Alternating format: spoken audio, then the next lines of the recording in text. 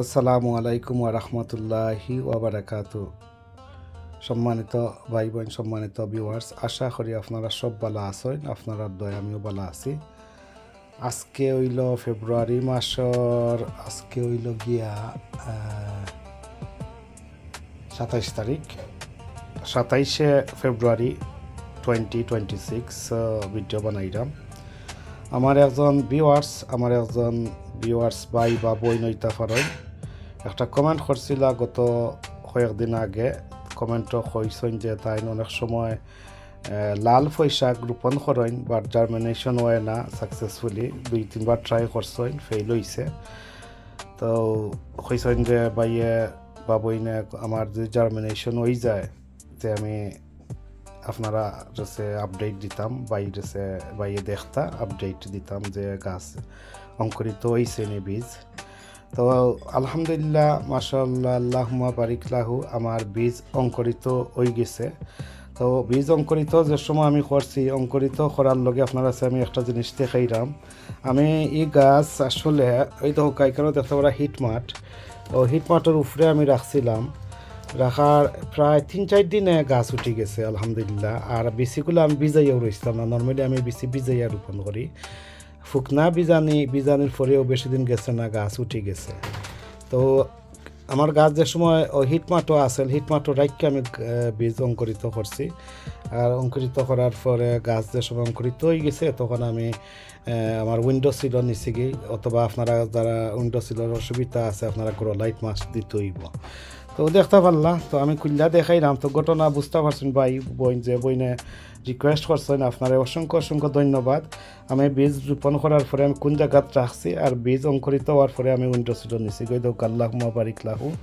ওই দেখতে পারা আমার লাল পয়সাগর বীজ অঙ্কুরিত হয়েছে। ওই দেখতে পারা লাল যেন বুঝাও যার, ওই দেখতে পারা লালটা বুঝাও যার। আর এই যে বীজটা, এই বীজের মান বলা, কোয়ালিটিও বলা, জাতও বলা আমার টাইম লাগে। আর নর্মালি আসলে পয়সাক বা লাল পয়সাক বা যে কোনো গ্রিন পয়সাক হোক অথবা লাল পয়সাক হোক অঙ্কুরিত হইতে একটু টাইম লাগায়, সময় লাগায়। নর্মালি 7 to 21 days, এমনকি 28 daysও যাইতে পারে। মানে 2 থেকে 4 সপ্তাহ অনেক সময় লাগি যায় যদি বীজ পালা থাকে। আর কোনো ক্ষেত্রে আবার সকালে উঠে যায়। তো আমারও ফার্স্ট আমি দেখলাম হিটমাটো রাখার পরে সপ্তাহের ভিতরে গাছ উঠে গেছে। তো আজকে হইলাম মানে ফেব্রুয়ারি 27 তারিখ, আর বীজ রোপণ করছি আই থিঙ্ক 14th ফেব্রুয়ারি। তো 14th ফেব্রুয়ারিতে আমি বীজ রোপণ করছিলাম, কিন্তু গাছ কিন্তু যেগুলা দেখছি 1-2টা উঠে গেছে। আমি সাথে উইন্ডো সিলের নিচে গিয়ে যাতে রৌদ্রের আলো, ব্রাইট সানলাইট জ্বলা পায়। ওই দেখো আলহামদুলিল্লাহ আরও উঠের গজার, ওই দেখো 1-2টা গজার এনে সকল ছিল আমি রইছি। কিছুটাতে আবার উঠছে না এখনও দেখতে পারা, দেখতে পারা একটা উঠের।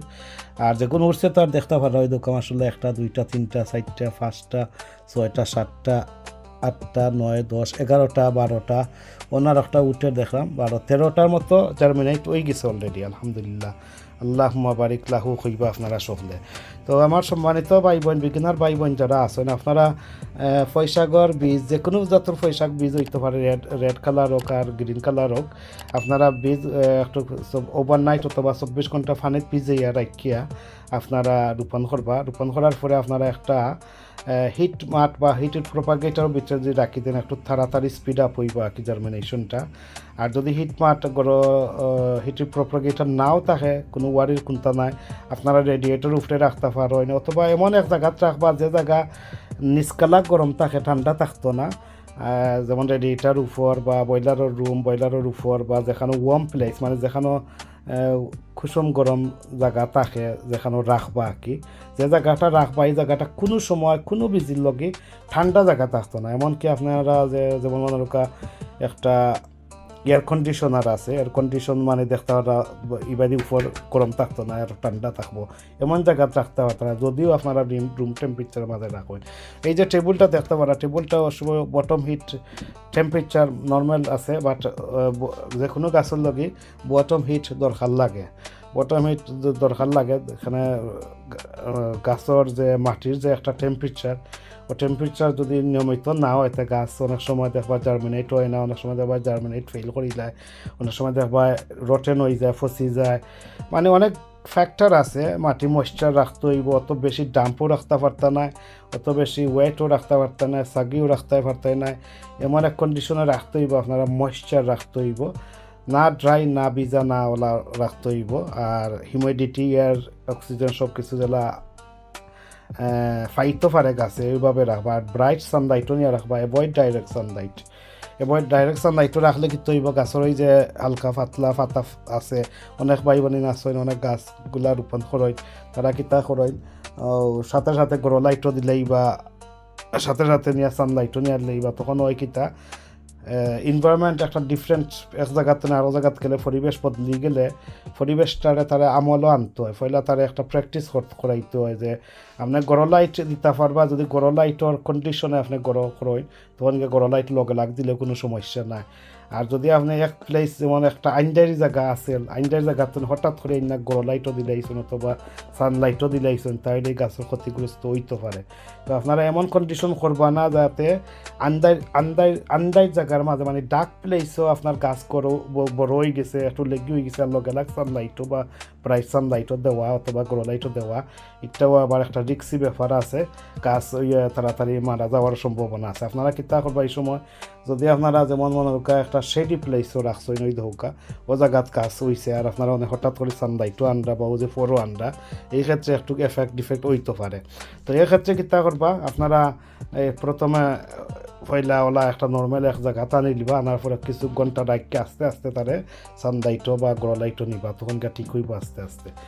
যে কোনো জিনিস যে ডাইরেক্ট সানলাইট পড়ি যায় অথবা গড় লাইট পড়ি যায়, আবার যে আপনারা দেখুন যেন খেয়াল করিয়া গাছের পাতা লতা অনেক সময় দেখা যায় লেগে লেগে বা হালকা চিকন বা থিন লাগে, মানে পাতাগুলো একবারে ফাতলার লাখান লাগে। তো এই পাতাগুলা মনে করেন যেন এই গাছগুলা ডাইরেক্ট সানলাইট অথবা ডাইরেক্ট গড় লাইটও পড়ি গেলে বা ইভেন ব্রাইট সানলাইটও যদি পড়ি যায় এটা ফাতা জ্বলার সম্ভাবনা থাকতে পারে, গাছ মারারও সম্ভাবনা থাকতে পারে। এই ক্ষেত্রে কিন্তু হয় তার এক পরিবেশ তো আরো পরিবেশও নিতে হইলে তারে অ্যাডজাস্ট করতে হইব, তারা সিস্টেমেটিকলি তারা নিবা, লেট করবে না, যত তাড়াতাড়ি পারে নিতে হইব। এখানে সূর্য গাছ এই যে গাছ উঠছে এই দেখো গাছ উঠে এইরকম উঠার সাথে সাথে আপনার সানলাইট বা গড় লাইটও দিতে হইব, বুঝছেন না? তো এইরকম যদি অবস্থায় থাকে আপনারা ডাইরেক্ট কিতা গড় লাইট দিলে কোনো সমস্যা না। কিন্তু এরকম হওয়ার পরে অনেক ভাই এখান কিতার লগি হইলাম, অনেক ভাই বোন আসেন যে গাছ উঠার পরে আখটা হঠাৎ দেখছেন গাছওয়ালা উঠি গেছে,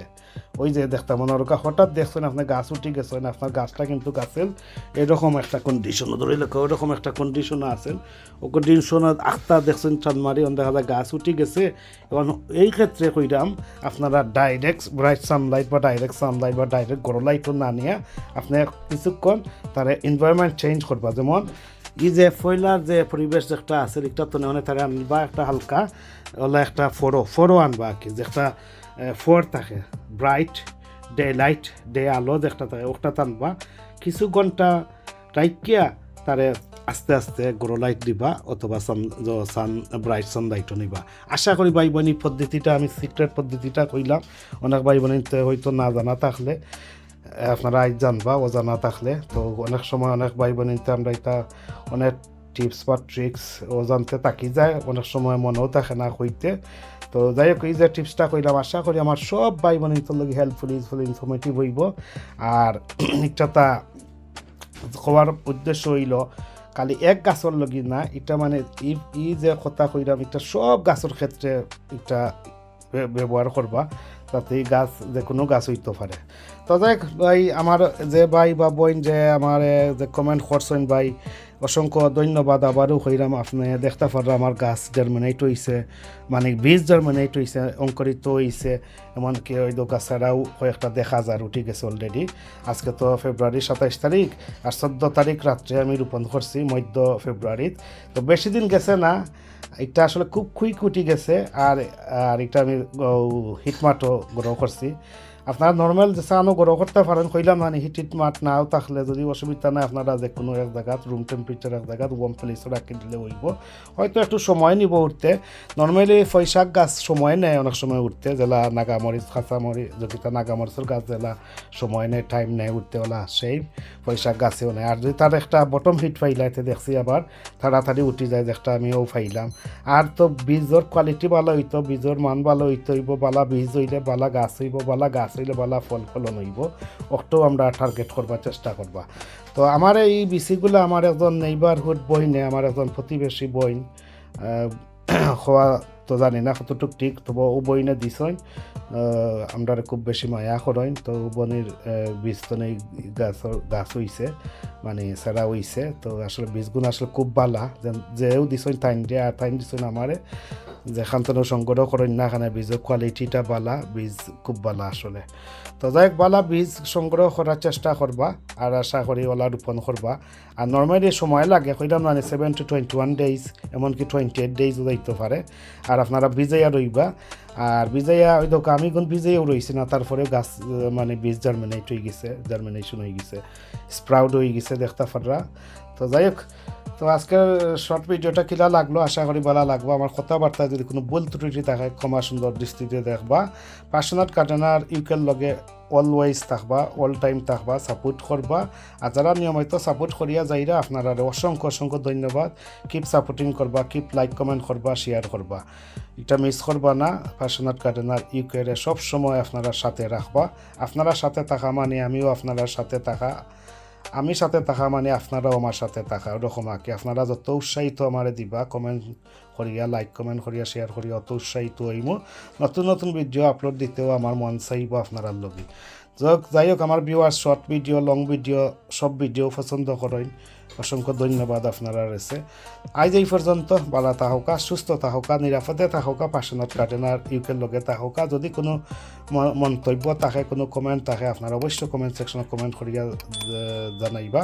আমি চেষ্টা করবো আপনার কমেন্টের মাধ্যমে হোক অথবা ভিডিওর মাধ্যমে হোক আপনারা রয়েছে টিপস অ্যান্ড ট্রিক্স বা হ্যাক্স দেওয়ার চেষ্টা করবো। আর অসংখ্য ধন্যবাদ ভাই ও বোন যে কমেন্ট করছেন। আপনার চ্যানেলের নামটা আসলে আমি পুরো মনে করতাম পারো না, আপনার সাপোর্ট আইডি যেটা দিয়ে সবার ভিডিও দেখেন, অসংখ্য ধন্যবাদ। তো যাই হোক, আল্লাহ হাফিজ, আসসালামু আলাইকুম ওয়া রাহমাতুল্লাহি ওয়া বারাকাতুহু। হ্যাপি রমাদান মুবারক এভরিওয়ান।